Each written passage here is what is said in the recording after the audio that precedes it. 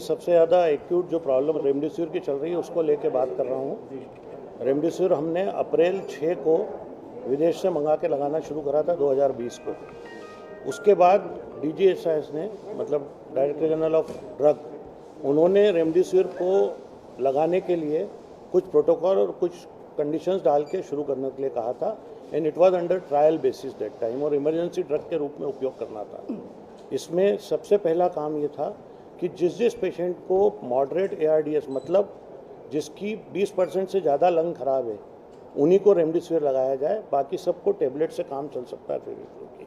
इसके बाद इन सब में भी जो पेशेंट कोमॉर्बिडिटी के हों या फिर जो पेशेंट और ज़्यादा सीरियस हुए हों, उनको इसके साथ साथ और भी ड्रग्स यूज़ की जा सकती है। पर अभी हमने देखा कि इस रेमडेसिविर को इस तरह उपयोग किया गया कि कुछ पैथीज वाले डॉक्टर्स ने, कुछ कंपाउंडर्स ने, कुछ मरीजों ने खुद ने ही ये जो काउंटर पे लेके परचेस करके और अपने अपने घर पे रख लिए हैं और लगा रहे हैं। ये एथिकली भी गलत है, साइंटिफिकली भी गलत है और ड्रग कंट्रोलर के हिसाब से भी गलत है। इसका कारण ये है कि इस इंजेक्शन से लीवर फंक्शन टेस्ट खराब होते हैं। इसको बिगर हॉस्पिटलाइज करे लगाना इज़ ए क्राइम। बेसिकली ये जितने भी लोग लगा के घर भेज देते हैं, किसी ने उसका LFT नहीं कराया, किसी ने लीवर फंक्शन टेस्ट नहीं कराया। बाद में ऐसा एग्जाम्पल मैं आपको एक डॉक्टर का देता हूँ जो रीवा से यहाँ इंदौर आए थे। वो विदाउट टेस्ट रेमडेसिविर लगा के आए थे, उनको पेनक्रेटाइटिस हुई, 2 महीने तक परेशान हुए। इस इंजेक्शन के बाद में भी 5 दिन बाद भी फिर से लीवर फंक्शन टेस्ट होना चाहिए। इसको हॉस्पिटलाइज करे बिगर या हॉस्पिटल में रखे बिगर कभी भी यूज़ न करें। ये रेमडेसिविर की शॉर्टेज जो दिख रही ना, ये लोगों ने घर में रख के और ब्लैक करने के लिए रख लिए थे। कई मरीजों के अटेंडेंट भी ऐसे हैं जिन्होंने अपने घर पे इसलिए रख लिए कि उनको लगा कि कभी हमारे घर में कोई बीमार हो जाए तो इस शॉर्टेज को फेस ना करना पड़े। थर्ड बात यह है कि रेमडेसिविर का इंजेक्शन 2 डोज अगर किसी को लग गए हैं तो अगर थर्ड मिस भी हो जाए तो कोई तकलीफ नहीं पड़ रही है। इसका अल्टरनेटिव भी है इम्यूनोसिन अल्फ़ा। आप उसको लगा दोगे और टेबलेट पे रख लोगे तब भी काम चल जाता है। इसका मैं लिटरेचर साइंटिफिकली पेपर पब्लिश कर चुका हूँ और बड़े ऑथेंटिक तरीके से बोल रहा हूँ। इसके बाद जो कोमॉर्बिडिटी के पेशेंट हैं उनको हो सकता है कि बाद में और उपयोग भी करना पड़े या दूसरे भी ट्रीटमेंट देना पड़े। तो मेरा ये कहना है कि ये जो आर्टिफिशियल तरीके से लोगों ने घर में इकट्ठे कर करके इसको रेमडेसिविर को वो कर दिया। रेमडेसिविर की नहीं तो कमी कभी नहीं आ सकती थी। डॉक्टर साहब, इसका मतलब ये हुआ कि IMA और MGM और स्वास्थ्य विभाग ये बातें लोगों तक स्प्रेड नहीं कर पाया कि रेमडेसिविर के इंजेक्शन कब और कहां और किस पेशेंट को लगना चाहिए। मैं इससे एग्री नहीं करता। ये लोगों तक जागरूकता नहीं पहुंची। उनका यही कहना है कि हमें हमारा पेशेंट हॉस्पिटल में डॉक्टर मैं आपको फिर से रिपीट कर रहा हूँ कि ये वो 80% पेशेंट वो थे जिनको ये डर था कि मेरे घर का मरीज अगर रेमडेसिविर के कारण परेशान हो चुका है तो मैं यही तो मैं बता रहा हूँ कि कुछ डॉक्टर्स रिकमेंड कर रहे हैं जो पेशेंट हॉस्पिटलाइज नहीं है। हॉस्पिटल के कई बड़े अस्पताल जो है वो इंजेक्शन सबसे पहले, जैसी हॉस्पिटल में एडमिट होता है पेशेंट, सबसे पहला इंजेक्शन रेमडेसिविर लगा रहे हैं। चलो तो आज अपन ये मैसेज कर देंगे तब तो लोगों को डर मिटेगा। पर इतनी लंबी देखिए, देर आए दुरुस्त आए। किसी की गलती नहीं मानता। देखिए, ये भगवान का दिया हुआ कोविड है। अपन सब में से भी बहुत सारे लोगों का परेशान, आपके भी बहुत सारे लोग भर्ती हो गए हैं और अभी भी भर्ती हैं। तो इसलिए इसको अपन किसी को दोष न दें। अभी तो अपन इस जो आपदा आई है अपने को इससे निपटें, क्योंकि इस समय सबसे बड़ी प्रॉब्लम ये है कि ये पेशेंट जो CT स्कैन करा के घूम रहे हैं 5% 10% लेके, उनको 10वें दिन जो 30% और 50% हो रहा है उनको बचाना है अपने। इसलिए मैं आज तो बोलने आया। मैं ऑप्शन क्या बता रहे हैं आप? रेमडेसिविर का ऑप्शन इम्यूनोसिन अल्फा करके एक इंजेक्शन आता है जो सबक्यूटेनियस लगता है, वो रेमडेसिविर का अल्टरनेटिव है। और इसकी टेबलेट फेविग्लू आती है, वो 800 मिलीग्राम की लोडिंग डोज में अगर 2 टेबलेट सुबह शाम दे के और फिर करते हैं तो कोई तकलीफ नहीं आती है। सेकंड, जो ये 6 इंजेक्शन लगाना और ज़्यादा इंजेक्शन लगाने का है, इसको अगर अभी अपने को तकलीफ हो रही है तो 2 का लोडिंग डोज से के टेबलेट पे शिफ्ट कर सकते हैं।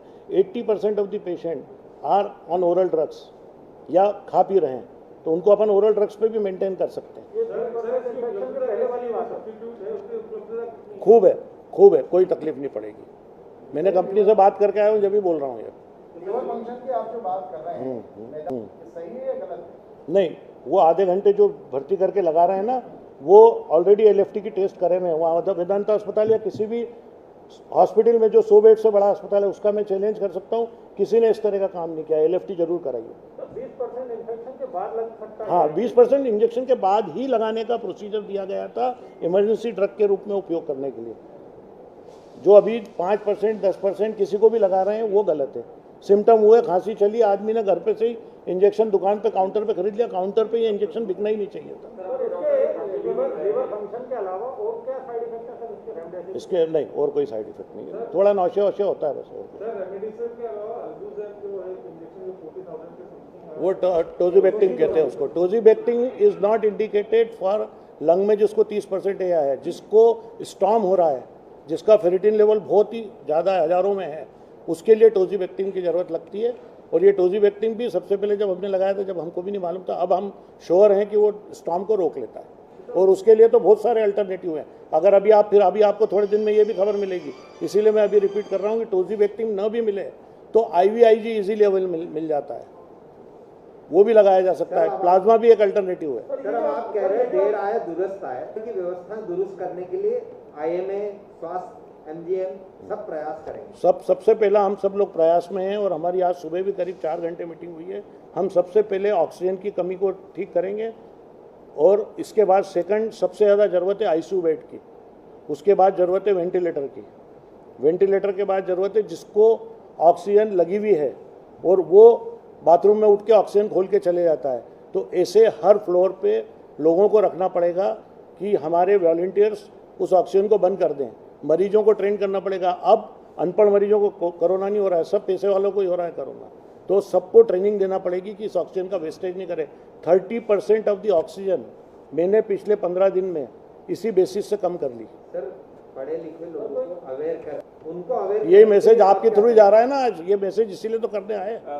आप जब ये इसको अच्छी तरह से बताएंगे तो अपने आप ही हो जाएगा। आपको रिटेल स्टोर पे रेमडेसिविर नहीं मिलेगा, अब सिर्फ वो अस्पतालों में ही मिलेगा, वो भी उसी अस्पतालों में मिलेगा जहाँ पर कि इसकी साइंटिफिकली प्रूवन सब चीज हो चुका है। कम से कम ट्रेंड स्टाफ रेट वगैरह आपने तय किए? रेट तो तय है। जो परचेस प्राइस है उसका 20% से ज़्यादा कोई नहीं ले सकता है। आपको जब भी लगे मैं आपको हर कंपनी के रेट बता देता हूँ, लिख लो।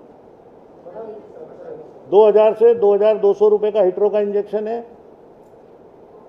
2500 रुपये का माइलान का इंजेक्शन है। ये मैं 20% बढ़ा के बता रहा हूँ सब चीज़ों, और बाकी कंपनियों का मैं यूज़ ही नहीं करता इसलिए मैं बता भी नहीं सकता।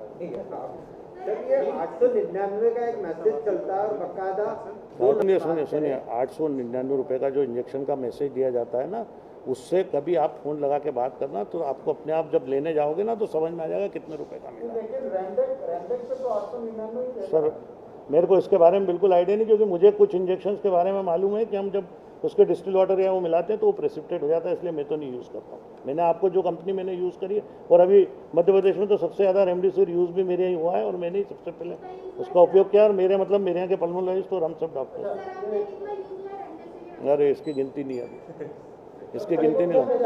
20,000 पेशेंट कर दिया तो आधे में तो लगी गया होगा जिसका, क्योंकि मेरे यहाँ तो हर 40% ऊपर आया, तुमने ही 10-20 भेजे होंगे पेशेंट, याद कर लो तुम। लेकिन आपके यहाँ तो फुल रेट ही लिया जा रहा है या अभी डिस्काउंट? मेरे तो ये रेट बता तो दिया मैंने, इससे 1 रुपया भी ज़्यादा लिया। हेमंत सर आप कुछ ये हिट्रो का और इसका माइलान का मिल जाए तो आप मेरे से ले जाना रैंडेक आ रहा है। भैया। ये इंजेक्शन स्टैंडर्ड कंपनियों का ले। तुम अभी भी आप लोग एक बात बताओ, कब घर में ब्लड प्रेशर की गोली खाते हैं कोई ना कोई तो खाते होगे ना, इसमें घर में तो बहुत सारे लोग। आपने जिस ब्रांड की दवाई खाई ना उसके दूसरे की मिल जाए तो ऐसा लगता है ब्लड प्रेशर ठीक ही नहीं हो रहा मेरा। होता है कि नहीं ऐसा? डुप्लीकेसी बहुत हो रही है। नहीं, मैं डुप्लीकेसी के बारे में अपन कहाँ बोल सकते हैं। एक डॉक्टर निशान खरीदे हैं जो क्राइसिस मैनेजमेंट के उनको बैठना था आपके साथ, कोई ज़रूरत नहीं है इसकी। क्योंकि उन्होंने उनको मैंने सुबह कन्वे कर दिया सब। अपने वीडियो में कहा कि रेमडेसिविर इतना जरूरी नहीं है मरीजों के लिए।